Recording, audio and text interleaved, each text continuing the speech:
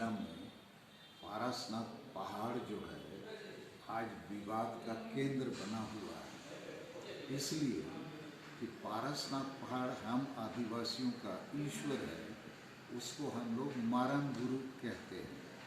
और वहाँ साल में एक बार धार्मिक सांस्कृतिक शिकार या संग्रह भी होता है और उस मारंग गुरु को हम लोग ईश्वर मानते हैं। वहाँ हमारा जुग जाहिर थान अर्थात पूजा स्थल भी है। अभी 5 जनवरी 2023 को झारखंड के माननीय मुख्यमंत्री जी ने लिखकर भारत सरकार को दे दिया कि पारसनाथ पहाड़ पर केवल और केवल जैन धर्म वालों का अधिकार है।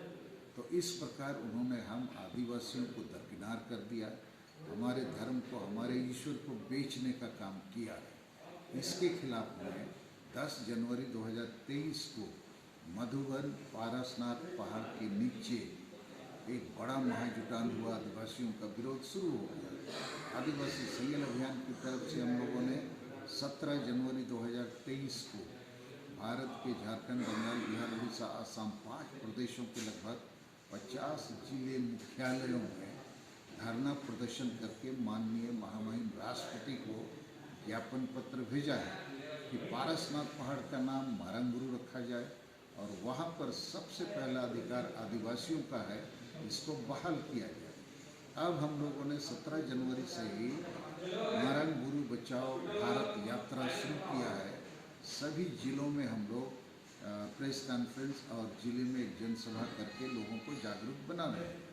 आज ये 5वां दिन है हमारी यात्रा का और यहाँ सर्किट हाउस दुमका में पत्रकार सम्मेलन के बाद हम लोग जामा क्षेत्र में एक जनसभा भी आज संबोधित करेंगे। और कल 6वां दिन गोड्डा जिले में कार्यक्रम है, 7वां दिन फिर बोकारो जिले में कार्यक्रम है, 8वां दिन हमारा पुरुलिया वेस्ट बंगाल में कार्यक्रम होगा।